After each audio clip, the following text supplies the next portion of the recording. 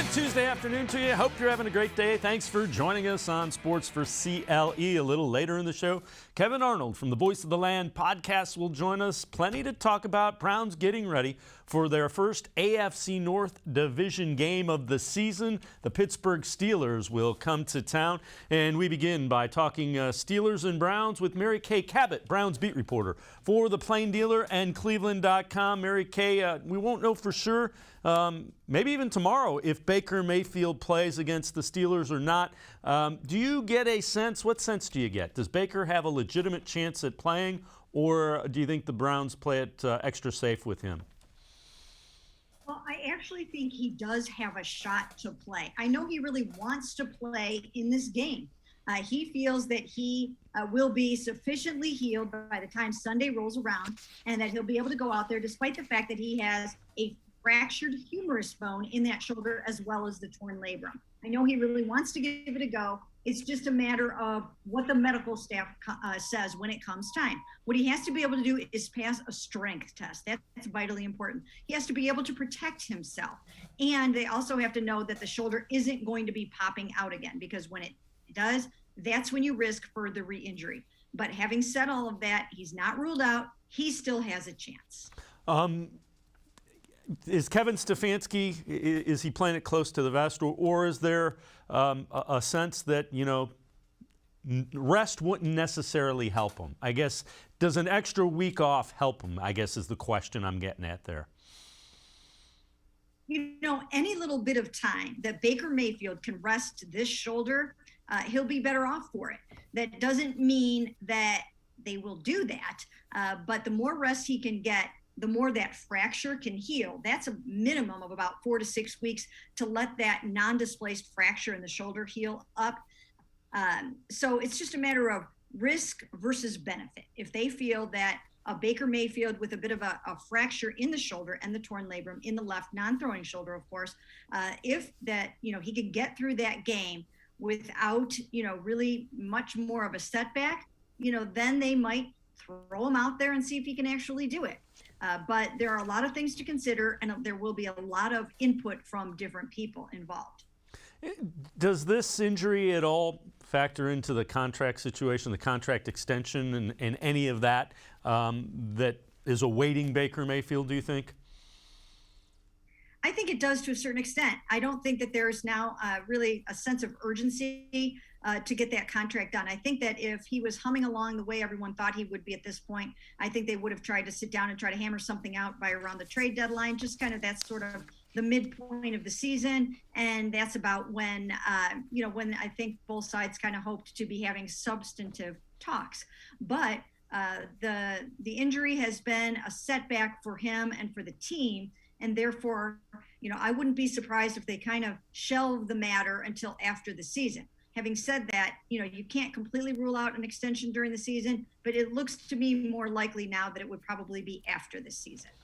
And if we've now seen what the offense looks like with Case Keenum, is it drastically different, do you think, with Case Keenum? And if so, how does it differ? What does Baker Mayfield give this offense that Case Keenum maybe can't?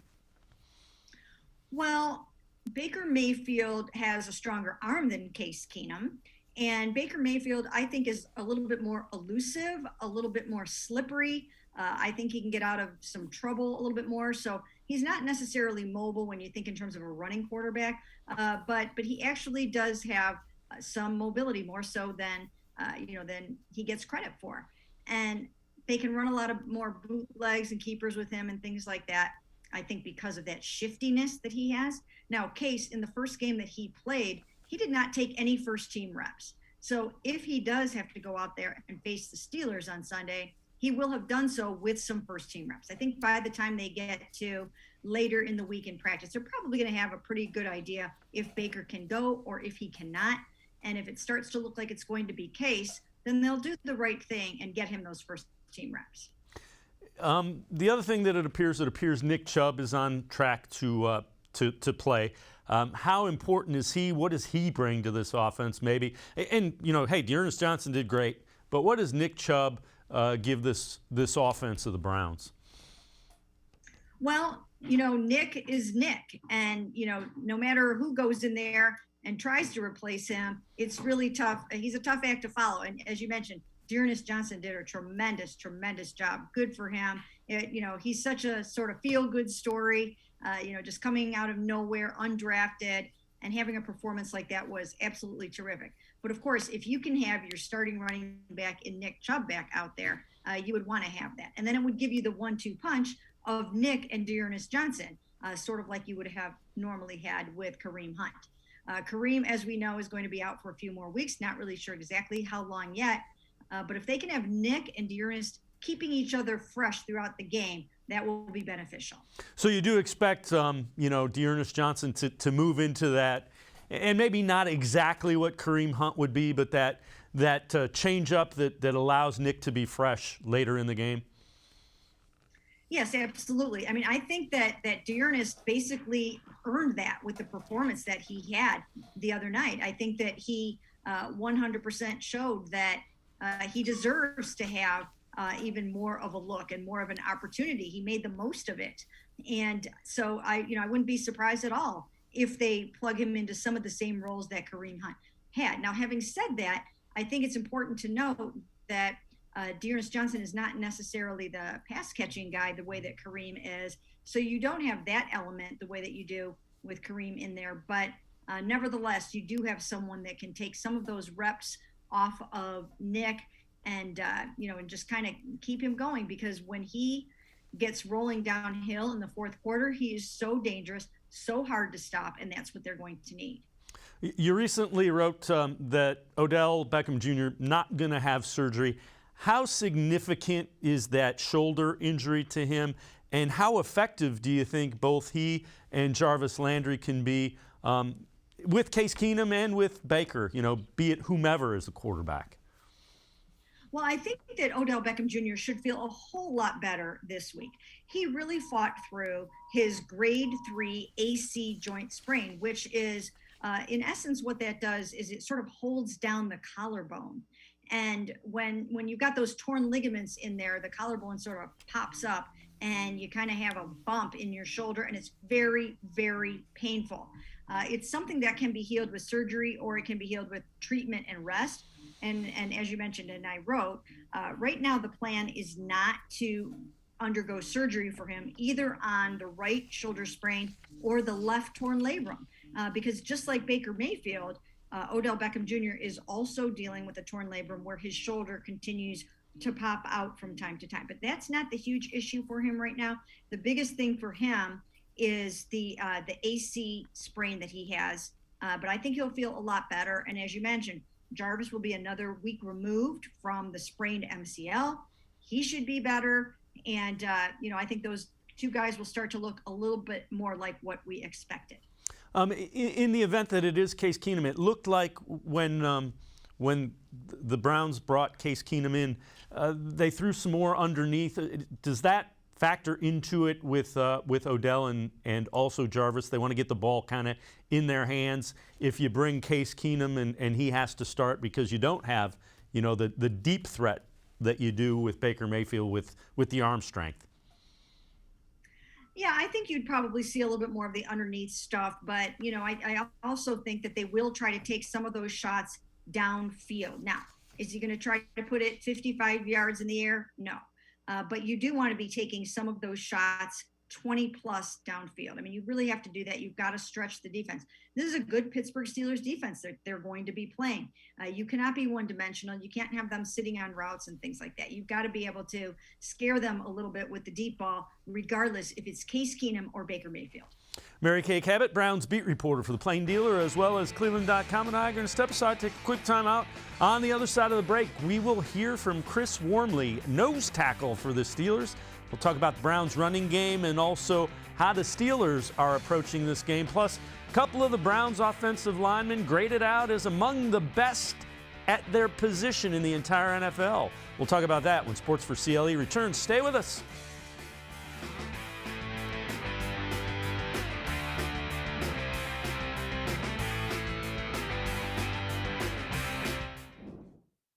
Welcome back. Back to new friends, new classroom, and learning new things. Back to wearing shoes, man, like real shoes. Back to rushing to class. Back to having questions. Lots of questions. Back to vending machine dinners. Back to too much caffeine. Too late at night. But feeling like it was a night well spent. Back to pursuing your dreams and taking control of your future. Come back to go forward. Try C, where futures begin. When it comes to selling you a mattress, most retailers are handing you a long line of extra steps that drive up costs and create confusion. At the Original Mattress Factory, we simplify the mattress shopping experience by building mattresses and box springs in our own local factories and selling them direct to you. It's short, sweet, and simply makes sense. So experience more than just the mattress store. Experience an original, the Original Mattress Factory.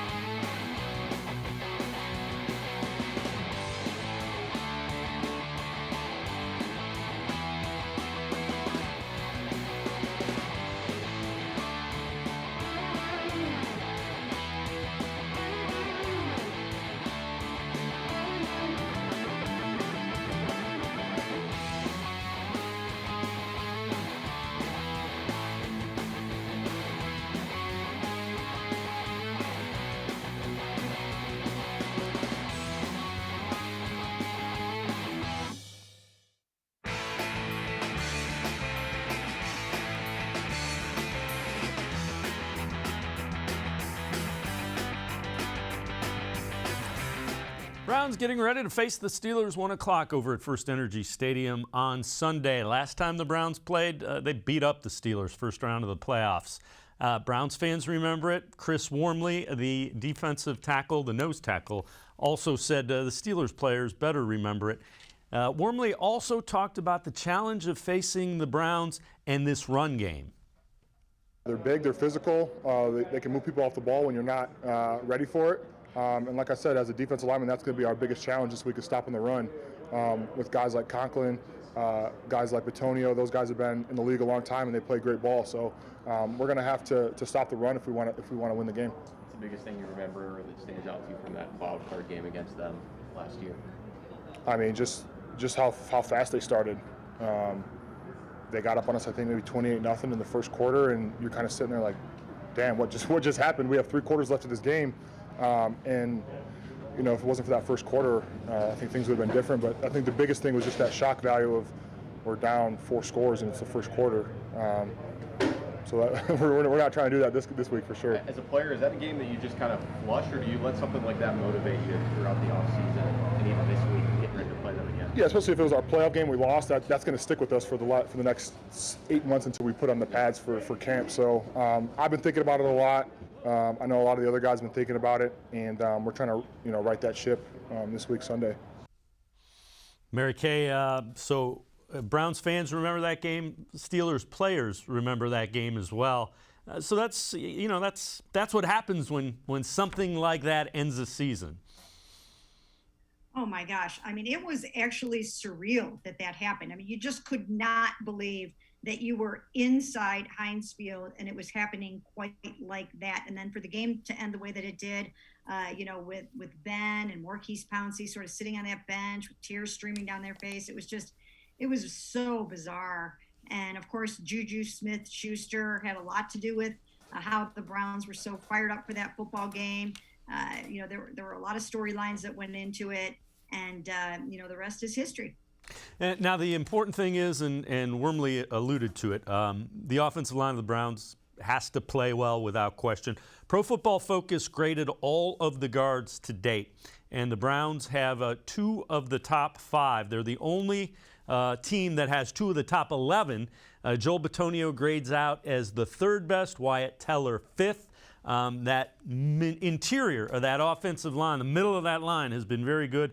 And Mary Kay, you and I talked early in the season. Wyatt Teller didn't play well the first couple games. So the fact that he is graded out that highly tells you how well he has played as of late.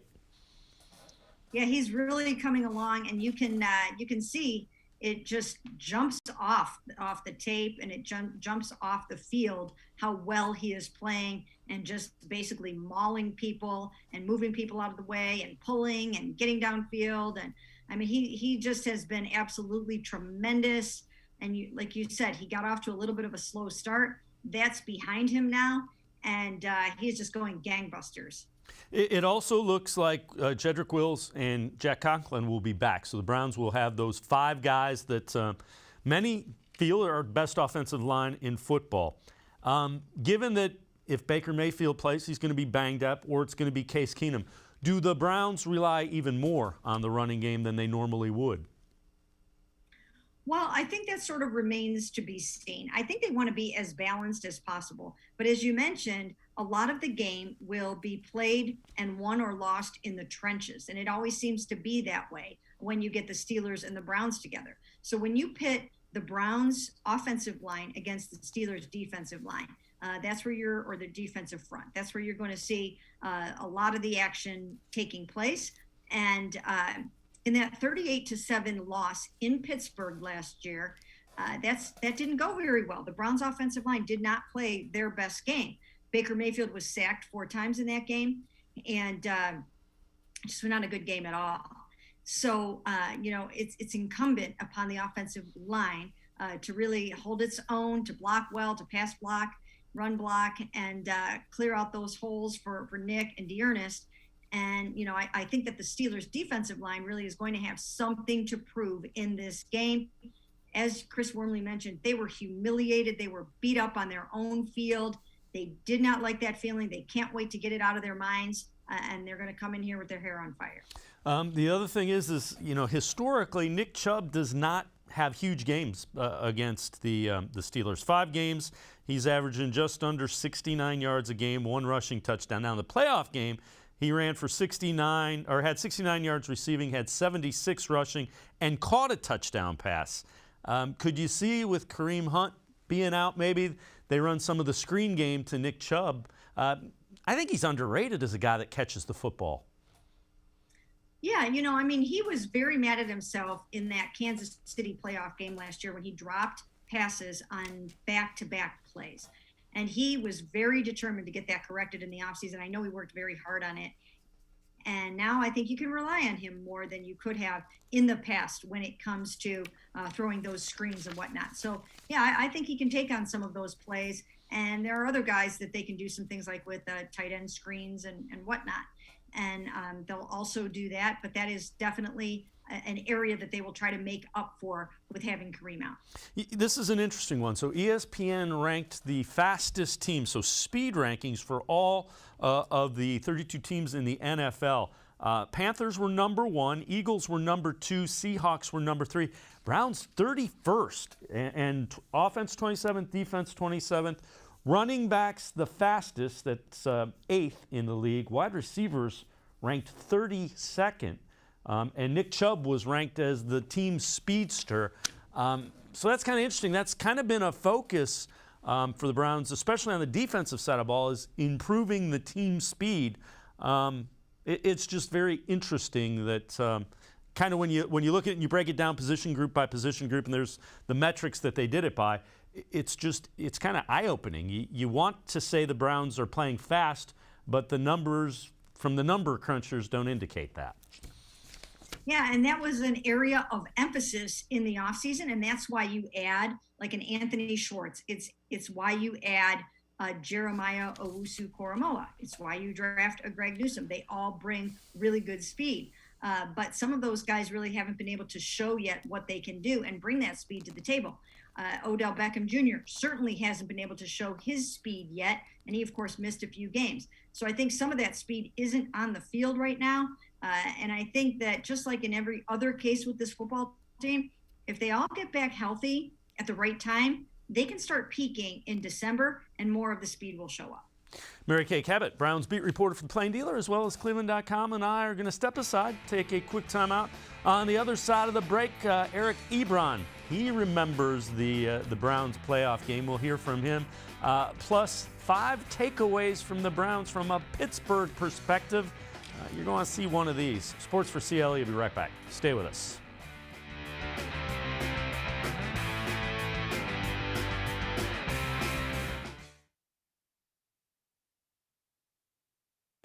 Welcome back.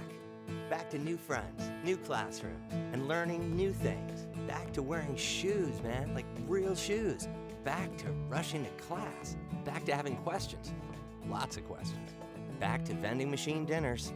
Back to too much caffeine, too late at night, but feeling like it was a night well spent. Back to pursuing your dreams and taking control of your future.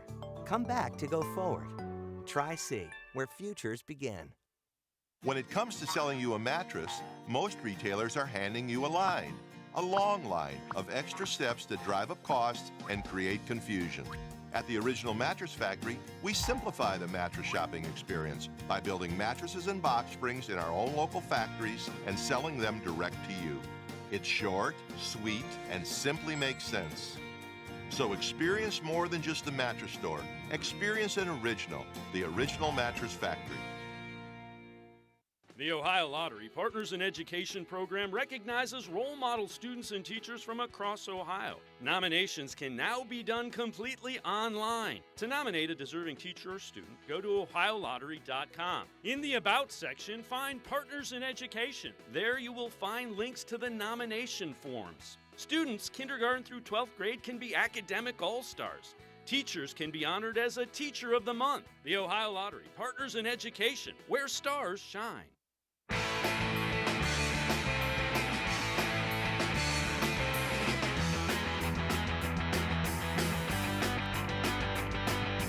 4-3 Browns getting ready to host the 3-3 Pittsburgh Steelers. It will be the Browns' first AFC North game.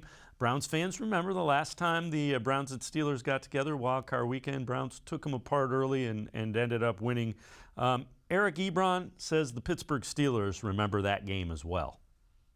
We'll see them on Sunday at 1 o'clock, and they whooped our ass at our home and sent us home. So if y'all can't get motivated for that, shouldn't probably be playing football. Did you catch the Bengal game yesterday? You can't wake up that morning and be pumped up for that game. You probably shouldn't be playing football. I mean, any team that sends you home in your division, that's, you better come with it. That's really it. Mary Kay Cabot, Browns beat reporter from the Plain Dealer and cleveland.com. It sure sounds like the Steelers are ready for the Browns, and the Browns better be ready for the Steelers come Sunday afternoon. Well, the good thing about that game, the good thing about that Browns victory is that, the Steelers do take the Browns seriously now. I mean, think about all of those years when it was like, oh, the Cleveland Browns, even Juju Smith, the Browns is the Browns. Well, the Browns is not the Browns anymore. And the rivalry is back. And I think it will continue to get better and better as the years go by. And it will be revived. It won't just be a fan thing. It will also be a football team thing and player versus player. I mean, look what Ebron said there. I mean, he knows they have to bring their A game to beat the Cleveland Browns, especially it's here in Cleveland. They're going to be fired up. Baker Mayfield could be back. Nick Chubb probably will be back. And, those guys have a score to settle. Yeah, and the other thing is, don't forget, for the longest time, Ben Roethlisberger had the most wins of any quarterback at First Energy Stadium. Thankfully, Baker Mayfield put an end to that. But it's embarrassing when your arch rival has more wins than your starting quarterback at your home field for a number of years. Yes, I mean, times obviously have changed, but all of those years to know that almost no matter what, it was automatic that Ben was going to beat them. And his record, reflects that. And it's really actually kind of weird to think, they're probably going to beat the Steelers twice. Now, I wouldn't take that for granted because the defense is still very good. But to go into these games, these two games against the Steelers this season still coming up, and think, oh, yeah, they got these. It's kind of a weird feeling. But once again, I don't think that the Browns, and they know this as well. I mean, when you get these two teams together, it doesn't matter what their records are. It doesn't matter. I mean, there were a few times when the Browns actually beat the Steelers when they were not good. So this can happen. Anything can happen. That they're bringing in TJ Watt, who is an absolute game wrecker. They've got Cam Hayward, and he's going to be playing like lights out in this game. They're going to be ready for this football game. It's going to be a really classic game, I think. Yeah, and let's add some fuel to that. So Adam Bittner from the Pittsburgh Post-Gazette had 5 things you should know about the Browns. One of those 5 things was that Jarvis Landry and Odell Beckham Jr. are paper Tigers. And he apologized for the pun, being LSU Tigers teammates, but he called them paper Tigers. Be careful, because Tigers still have some teeth.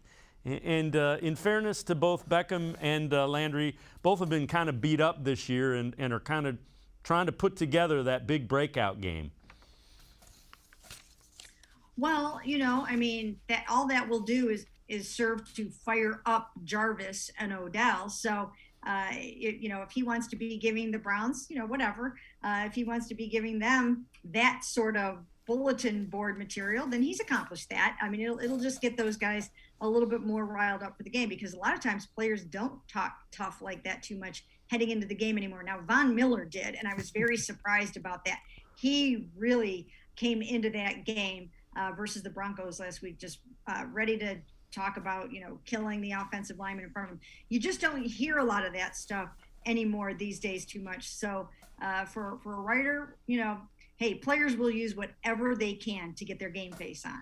We're trying to help them there. Trying to give them any type of motivation we can. All right. CBS Sports ranks the rookies, and through 8 weeks, Jeremiah Owusu-Koramoah ranked 5th. Browns obviously want to get him back on the field as soon as they can, dealing with that high ankle sprain. Greg Newsome has moved up to the 14th spot. Mary Kay, whenever I see Greg Newsome, he looks really good as a cover corner. I think he's probably been the best Browns defensive back when he's been healthy and out on the field.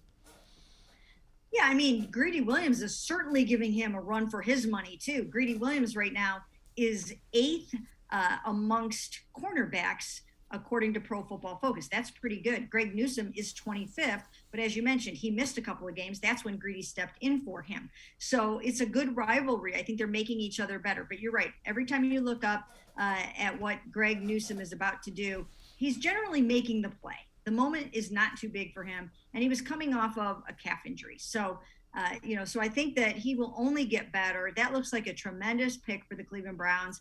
And you need that. You need that lockdown corner, especially now that Denzel Ward could miss some time with his hamstring injury. So fortunately for them, they've got Greedy that can step in, and they've got Greg playing very, very well. Yeah, and that hamstring injury is something you're always concerned about with a cornerback, because obviously the quick explosion, the stops and starts, and the speed are what they need. So even if Baker Mayfield plays, he's going to be less than 100%. If Case Keenum plays, it's the backup quarterback. Does the situation with the Browns offense, does it put a little bit more pressure on the defense? Is it kind of, the defense realizing, man, we got to get things straightened out in a hurry here? I don't know if it puts any more pressure on the defense. I think this is a defense that has a lot of pride, and I think that they know they want to step it up. They know they want to play a lot better than they have. And the one area that they want to take it up a notch is in the area of takeaways. And so John Johnson III was very happy to get that interception last week, and they want more of that. I mean, in order to really be a dominant defense, you have to be taking it away. Myles Garrett, although he leads the NFL with 9.5 sacks, he's still looking for his first strip. He doesn't have any of those yet. So I know he will be looking to get one off of Ben. Now, when you look at this defense, everybody thought it was going to be much improved, and they've shown flashes of it. Do you think there's still time to put it together and become the dominant defense that everybody thought when they went out and added all these parts to it? I think so, but they need to change some things up, and they probably worked on some things over the mini bye, and then they'll work on some other things when they get to week 13 and they have the actual bye. Things like, are they using JJ3 correctly? Now, he's in that deep safety spot in the post most of the time, and he probably has other things that he can do well, especially with JOK out for a while. So maybe you bring him up a little bit, maybe a little bit more, play him in the box. Maybe he blitzes and does some things like that. So I think that some guys can take their game up to the next level. I think it does hurt a lot to have JOK out, not only in terms of NFL Defensive Rookie of the Year, which he would have been on pace for that, but just from the standpoint of, you brought him in here to really hold down the fort there at that weak side linebacker spot, to blitz, to get those takeaways and things like that. So once he gets back, I think that will really help. And then there are a few other young guys, Grant Delpit, Malik McDowell, who will probably be playing better ball in December. So I think the future looks bright. Mary Kay Cabot, Browns beat reporter for the Plain Dealer and cleveland.com, and I are going to step aside. On the other side of the break, we'll turn our attention more to the AFC North. Division looks loaded. We'll also dial in on the Browns as they get ready for the Steelers' first divisional game Sunday, 1 o'clock over at First Energy Stadium. Sports for CLE will be right back. Stay with us.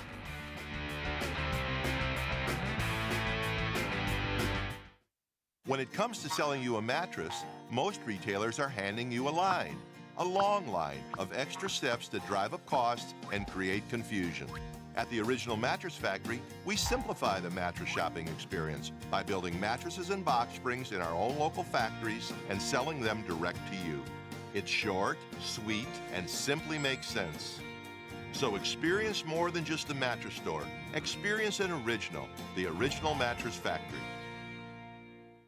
The Ohio Lottery Partners in Education program recognizes role model students and teachers from across Ohio. Nominations can now be done completely online. To nominate a deserving teacher or student, go to ohiolottery.com. In the About section, find Partners in Education. There you will find links to the nomination forms. Students, kindergarten through 12th grade, can be academic all-stars.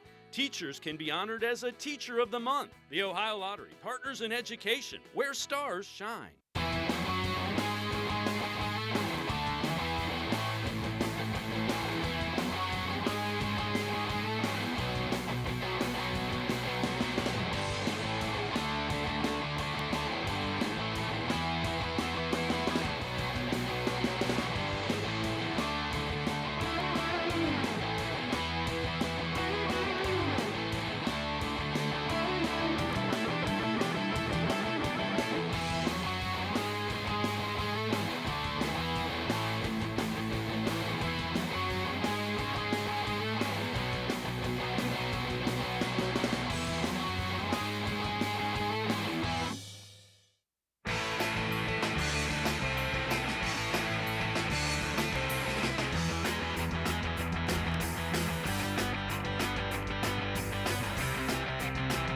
Browns getting ready for their first AFC North game against the Steelers Sunday at 1 o'clock.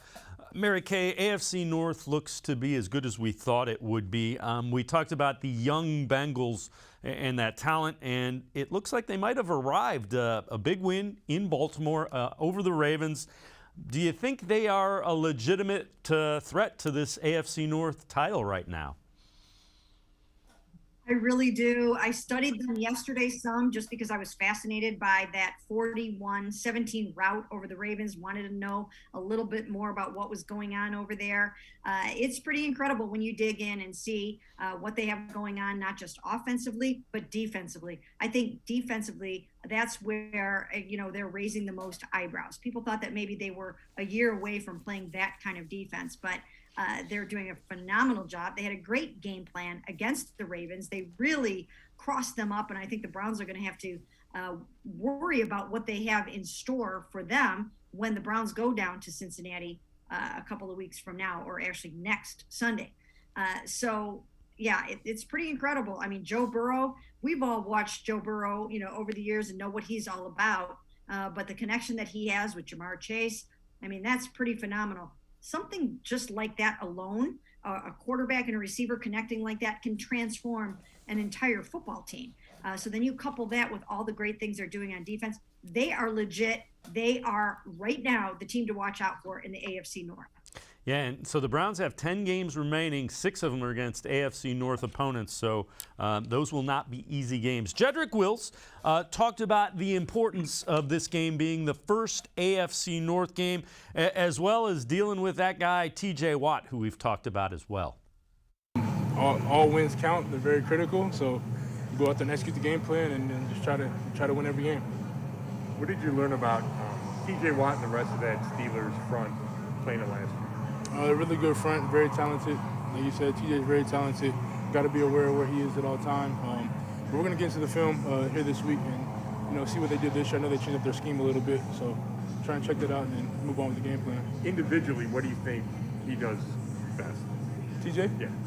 He has a really, really good get off. I know that was one of our points of emphasis last year, was trying to change up the cadence a little bit, but he has a really, really good get off, which helps him get those strip sacks or those forced fumbles around the edge.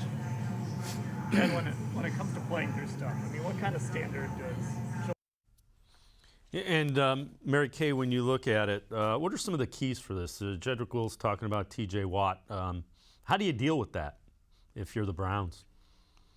Well, it's almost to the point where you'd have to think about giving him some extra attention in the same way that teams have to chip Myles Garrett with a running back or a tight end or whatever the case may be. I mean, you have to make sure that you account for T.J. Watt on every play. And he's playing really, really well. They're coming off their bye week, so he'll be well rested.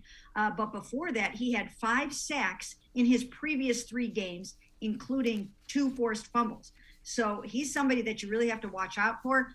He felt, and his brother JJ felt, that he should have won NFL Defensive Player of the Year last year. He did not get it. He felt a little robbed by that. I know he wants it. So right now he's second with 7 sacks, and he's only played in 5 games. And he's got 3 forced fumbles, 3 passes defensed, and they're really going to have to be very careful to make sure that he does not wreck the football game. Yeah, a lot has been made about Ben Roethlisberger. He's not the Ben Roethlisberger that he was 3-4 years ago even.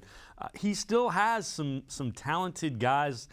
Chase, Juju Smith-Schuster's out, but Chase Claypool is a big target that's athletic. And Najee Harris, their first-round pick, the running back from Alabama, he was starting to play really well the last couple of games before their bye. Yeah, it's different over there now. I mean, for them to have a running game to support Ben, that's vitally important. So the Browns are going to have to pay a lot of attention to Najee. He's playing really, really well. Once again, he's got good vision, and he's going to be tough to handle. And as you mentioned, they do have other weapons on that team, like Chase Claypool, Deontay Johnson. It does hurt them that they don't have Juju playing in this game.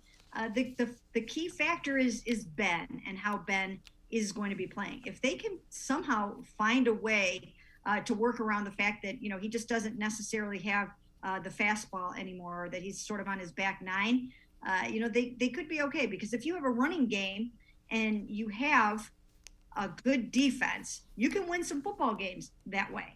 And I don't think anybody should take it for granted that just because they crushed them in the playoff game, that it will be like that again on Sunday. What are some areas that are keys for the Browns? If they're going to come away with a much-needed win in that first AFC North game against the Steelers here, what do they need to do? What are, in your mind, what are some keys?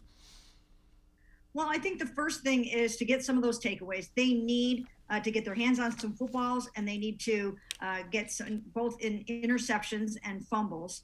They need to do that. They need to protect it themselves, because in these games against the Steelers, it always seems like it comes down to, a Minkah Fitzpatrick interception or a Joe Hayden interception, something like that. So they need to be very, very careful that they don't turn the ball over. And then they have to try to get some themselves. I mean, Myles Garrett, again, maybe he goes out and gets that first sack fumble on Ben Roethlisberger this season, his first strip of the season. So I think that's a huge key.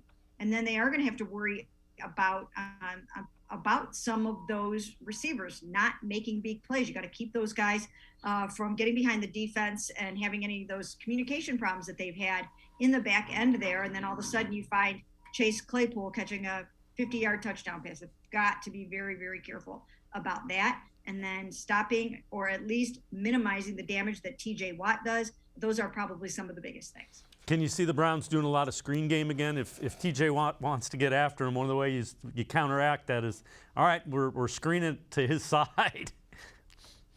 Yeah, they can do that, and it'll take a good defensive game plan for them to try to beat that, and it's always a good chess match. And then once again, as I mentioned, you've got Cam Hayward, and he's so good, and they've got Devin Bush back, and Joe Hayden always wants to have a nice game against his former team, so he still has plenty left in the tank.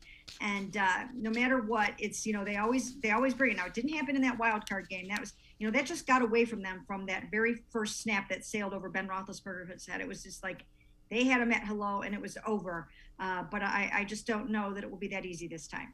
Mary Kay Cabot, Browns beat reporter for the Plain Dealer, as well as cleveland.com. Mary Kay, as always, appreciate the time and the insight. Thanks very much. Thanks for having me. All right, Mary Kay Cabot, make sure you read her in the pages of the Plain Dealer as well as cleveland.com. We're going to step aside, take a quick time out. We will continue talking Browns, getting ready for the Steelers. Kevin Arnold from the Voice of the Land podcast will join us. Sports for CLE, you'll be right back. Stay with us.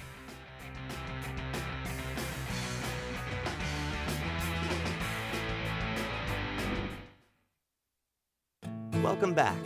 Back to new friends, new classroom, and learning new things. Back to wearing shoes, man, like real shoes. Back to rushing to class. Back to having questions, lots of questions. Back to vending machine dinners. Back to too much caffeine, too late at night, but feeling like it was a night well spent. Back to pursuing your dreams and taking control of your future. Come back to go forward. Try C, where futures begin. The Ohio Lottery Partners in Education program recognizes role model students and teachers from across Ohio. Nominations can now be done completely online. To nominate a deserving teacher or student, go to ohiolottery.com. In the About section, find Partners in Education. There you will find links to the nomination forms. Students, kindergarten through 12th grade, can be academic all-stars. Teachers can be honored as a Teacher of the Month. The Ohio Lottery Partners in Education, where stars shine.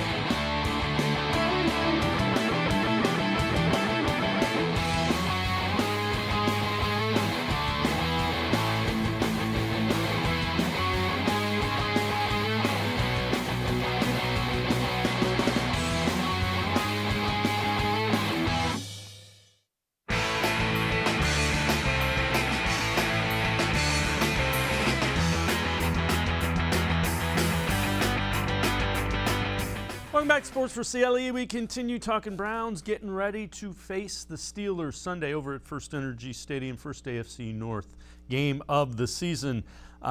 Josina Anderson, a few minutes ago, tweeted this out. It was via Instagram as well. League sources are telling her that Baker Mayfield is expected to practice tomorrow, Wednesday, in some capacity, barring any setbacks. So, the first step of getting Baker Mayfield under center against the Steelers, getting him back on the practice field, and league sources telling Josina Anderson that that will happen Wednesday, barring any setback. Let's welcome in Kevin Arnold from the Voice of the Land podcast. Kevin, I guess that's encouraging. It's going to take a lot to get Baker Mayfield back under center, though, I think, against the Steelers. It is, and I mean, it's encouraging to see that he can, that the report is at least that he can get back out there and practice tomorrow. But, you know, where is he really at? And yes, he has the torn labrum, but again, he told Jay Glazer of Fox last week that, you know, there's a broken bone in that shoulder too. So that was making it tough for it to even work properly. And we know bones can take a little while to heal. So, you know, unless he's got some magic elixir, it's going to be tough for him to get back out there. But we all know Baker Mayfield will do all he can to get out there and play. And he is so competitive. He wants to be out there for his teammates. He wants to help this team win any way that he can. So we'll see. I think the biggest thing is if he does practice tomorrow, what does he look like? In what capacity does he practice? And then kind of just take it a day at a time and see if there is any sort of ramifications from it too. Yeah, you know, the question is at what percentage is he? How effective can he be? So before that report came out, and that's within the past 10 minutes that report came out, Jeff Saturday, former lineman with the Colts, he's on ESPN's Get Up. This was the question that was put to him. Would you start Baker Mayfield on Sunday? Case Keenum can be as good as Baker for a week, maybe two. That's what a backup quarterback does. When he gets healthy, Baker Mayfield is better for the Cleveland Browns than Case Keenum. So, yeah, you can do all the Jedi mind trick you want to do for a week, but Baker Mayfield gives this team a chance to make the playoffs and further throughout the playoffs. Baker Mayfield is better than Case Keenum. So do you play him this week? No. No. 1 week. Listen, there's a difference. I agree with you. No, Jeff. No. I agree with you. However, this is studio Jeff Saturday. 100%. Where is football Jeff Saturday? Because I guarantee. Shoot him up. But I'm not on the field right now. I'm in the studio. So I'm going to give you the studio version of what we got to do with Mayfield. Give him 1 more week. And listen, acute pain subsides. He's going to be better next week. Let him rest. And the other thing is, I get a little nervous playing the Steelers defense. Give him 1 more week. Buy a little more time. And Kevin Arnold, that's the question. What percentage is Baker Mayfield? And can you get by another week with Case Keenum? You got by the Broncos without him. Can you get by the Steelers with Case Keenum as quarterback? We all know it's always a difficult game when you're going up against the Steelers. I know a lot of fans are going to think that, no matter what, the Browns beating the Steelers the way we did in Pittsburgh in the playoff game last year, there's going to be a lot of fans thinking, hey, we can do that again. We've done it. We've gotten the monkey off of our back. They're 3-3. They're at the bottom. We're trying to ascend above them, and now we got to find a way to get our rhythm back so we can ascend above the Ravens, and this year now the Bengals. But we took care of the Steelers last year, so now we got their number. That's not realistic. Just like Jeff Saturday is being realistic and not being the player that he used to be. He understands why Baker Mayfield wants to play and how he tries to get himself out there any way that he can. If he feels like he can go, he will try to go. But I think the more important thing is if you're doing more harm to the team and to Baker Mayfield by having him out there, then good. The best thing to do is to go with Case Keenum again, at least for another week, and allow a little extra time for Baker Mayfield to heal, again, for the betterment of him and for the team moving forward. The team stepped in on it last week with the short week. If they have to, if the percentages say they need to, step in this week as well and make the right decision for both player and team. And keep in mind, Steelers beat the Buffalo Bills week 1. So it is a team that is capable of beating really good football teams. So again, they're going to want the Browns as well. We heard earlier in the show from a couple of the Steelers who remember the playoff loss that they took at the hands of the Browns to end their season a year ago. So they're going to be ready for it. All right, ESPN Power Rankings. Browns are ranked 12th, a drop, as you would expect. They also noted what they got wrong. And what they got wrong in judging the Browns, Baker and Odell will finally find their chemistry. And you can't argue with that. The two have not been working the way that everybody quite honestly thought they would this season. There really is no way to argue either the position in the power rankings or the what they think that they got wrong to this point, because you haven't seen any evidence that the relationship, or at least the chemistry on field between Baker Mayfield and Odell Beckham Jr. has gotten any better. Now, I know that we always see pictures in the offseason. We see videos on building the Browns on the Browns website and all throughout of Baker and Odell working together and talking all the time. So it's not to say that their relationship isn't in a good spot, but it's just something about the on-field work, the on-field chemistry just isn't coming together.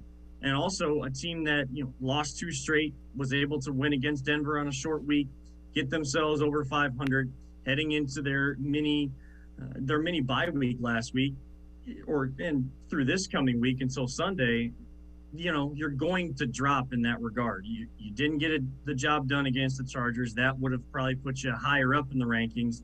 And then you just get pretty much demolished at the hands of the Arizona Cardinals on your home field on that Sunday afternoon game. So you can't argue either of them. We all know what the end means. So we all know that power rankings in week 7 don't always translate to what you're going to see by the time week 17, week 18 come around this year. can you play your best football at the end? That's the most important thing. Yeah, without question. And right now the Browns, let's hope it's not their best football. If it is, it's going to be a long fall. All right, Pro Football Focus, a team of the week for Week 7. And no surprise, Dearness Johnson, Browns running back, got his first start, and he went crazy and ran all over the Denver Broncos. He had the highest grade for a running back of any running back this season. Joel Bitonio also on that on that team on the line.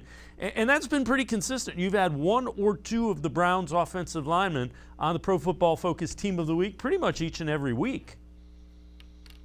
That's where the strength of this team is, their run game and their offensive line.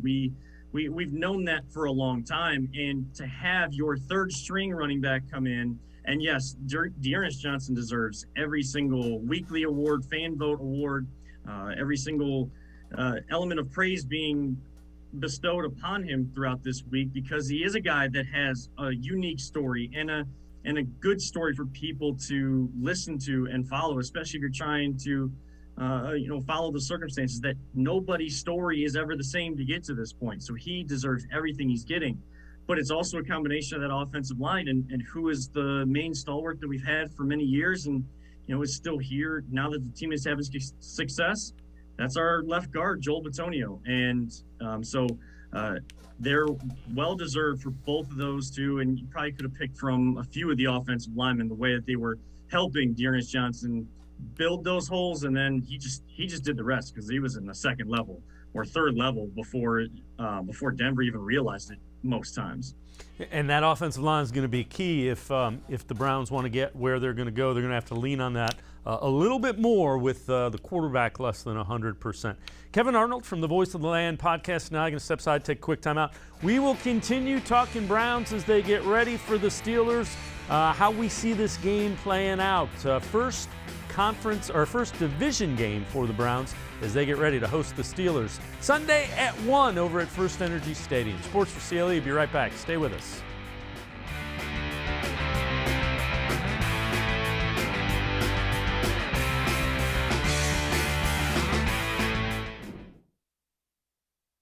Welcome back.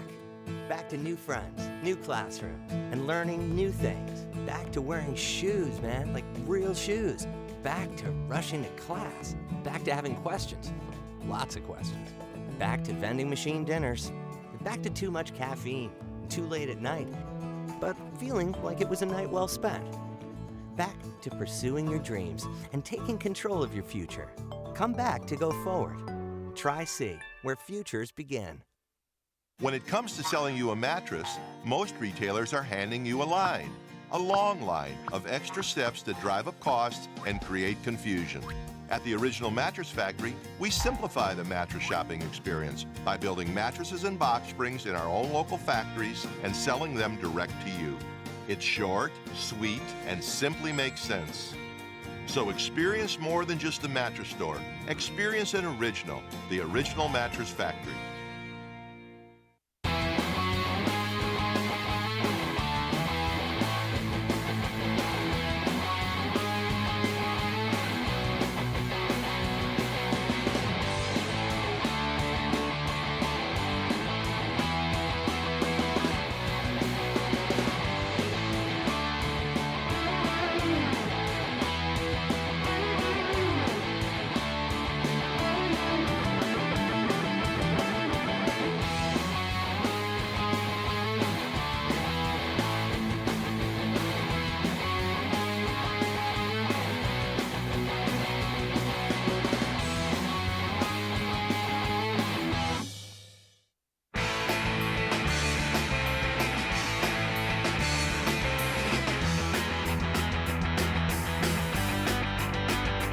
Browns get ready for their first AFC North game of the year. They'll host the Steelers 1 o'clock over at First Energy Stadium on Sunday. Baker Mayfield, reports are from Josina Anderson, quoting league sources, he will practice tomorrow. The Browns, Jedrick Wills says Case Keenum, he can get it done if need be. It's very good. We didn't feel any drop-off. Case is a veteran guy who's played in multiple. He's probably played in more games than I have my whole career, you know what I'm saying? So there's no drop-off. Everything felt very smooth. Ran the offense smooth. everything was fine. What's he like? How different is he in the huddle, let's say, than Baker? Is there a different kind of feel when he's in there? Because of being a veteran and stuff? Yeah, I mean, they're both leaders in their own way. It's not really anything distinct. They're just both leaders in their own way. They both have their different way of, get everybody fired up. It's just different players, but they're both very good leaders. So, Kevin Arnold, the question you got to ask is, do you think the Browns are contenders if Case Keenum is their quarterback? I don't. And just like what Jeff Saturday said, the Browns are better off and have more potential to go on the run that we all talked about before the season started with Baker Mayfield as their quarterback rather than Case Keenum. And that's not to say or demean anything against what Case Keenum has done. And I know Cameron Justice of Channel 5 had posted the quote that we had just played there of Jedrick Wills yesterday, and a lot of Browns fans got up in arms. Either they were really those that are really for Baker Mayfield or those against Baker Mayfield. We know how polarizing he is. All he's saying is that Case Keenum has been in this offense a lot. He's been with Kevin Stefanski for a long time. He's played in a lot of games. So there's not much of a drop-off in terms of what the quarterback, the new quarterback, the backup quarterback knows versus doesn't know to the starter. So a lot of that allowed things to stay pretty much the same. But he can't throw the ball down the field. He doesn't have the arm strength that Baker Mayfield does. And there's just a different element when Baker Mayfield is in there. So does Case Keenum continue to make the Browns contenders? No. But can he play over the next week or so if they need him for a couple more weeks to allow Baker Mayfield to rest? Can he still get the job done and keep the Browns in that kind of position to make that run when Baker gets back? Absolutely, he can. Yeah, I would say, short term, he would allow them to potentially be a playoff team. If you're talking about being Super Bowl contenders, I agree with you. I don't think there will come a time where you need to outscore a team, and I don't necessarily know that the Browns can do that with Case Keenum at quarterback. All right, how do you see this one playing out? Steelers against the Browns. How do you see this game kind of developing, playing out, and some things you think are keys? Well, as you guys said, you guys played some sound and heard from some of the Steelers guys. They remember that playoff game, and now they're coming into our house with full stadiums. Last year, there was nobody in Heinz Field, and there was very limited capacity at Brown Stadium when we secured our playoff berth. So they're going to come in motivated, and they know that their defense travels and it always plays well, no matter who is the quarterback. TJ Watt as the leader, Minkah Fitzpatrick making those plays, Joe Hayden kind of finding his niche, his role in that defense since he moved over there to Pittsburgh. So it's going to be about, can you neutralize a guy like TJ Watt, like you did with Von Miller? I think some of the ability to run the football and some of those screen passes were able to kind of get the defensive line for the Broncos and a guy as potent defensively as Von Miller on his heels and kind of, just out of position. So if you can scheme against that, and I think another key that, will probably go unnoticed is we know Mike Tomlin and the Steelers know the Browns very well. They know what Kevin Stefanski wants to do. If anybody's going to adjust, like the rest of the league has shown they can, if anybody's going to adjust to Kevin Stefanski and what he did last year, it's going to be your division rivals like the Pittsburgh Steelers. Can you immediately play the chess game if you're Kevin Stefanski in this one? Can you quickly in-game adjust in the first half to what adjustments the Steelers bring to you, knowing how you want to play more often than not? The other thing is if you're playing a backup quarterback or your quarterback is beat up, margin for error, it gets really tight. Cannot turn the ball over, and you need to win the turnover battle, I believe. Absolutely, yes. I mean, turnover battle is something Kevin Stefanski brings up in every press conference too. Did they win it? Did they not? And if we lose, that's one thing he points to as to why the Browns didn't have as much success in those kind of games. So this defense has got to get some turnovers. They've had some success sacking the quarterback, not a lot of success getting the ball turned over, and they brought in all that talent to do so. Let's see what we can do against Big Ben in this offense this week. Kevin Arnold from the Voice of the Land podcast. Kevin, as always, appreciate the time and the insight. Thanks very much. Thank you so much for having me on, Dave, as always. All right, Kevin Arnold from the Voice of the Land podcast. That'll do it for this edition of Sports for CLE. See you again tomorrow at 4 o'clock. Schedule guest Hayden Grove from the Plain Dealer and cleveland.com. That is tomorrow at 4. We'll be sure to talk plenty of Browns. See you then. Sports4CLE tomorrow at 4.